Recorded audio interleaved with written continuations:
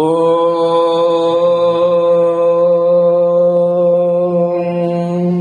ஸ்ரீ குருப்யோ நமஹ.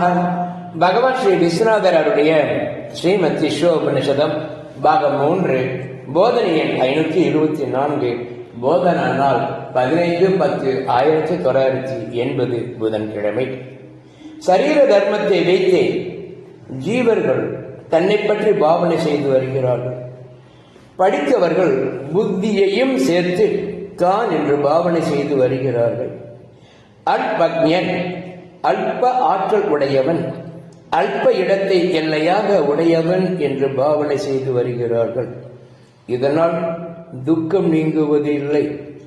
பிறகு புத்திக்கு சாட்சி என்று குருமுகமாக கண்டு சாட்சி பாவனை செய்து துக்க சாந்தி அடைகிறார்கள். சாட்சி திடமானால் பாவனாதீதமடைந்து அறிவே சொரூபமாகிறார்கள். ஓம் சாந்தி சாந்தி சாந்தி.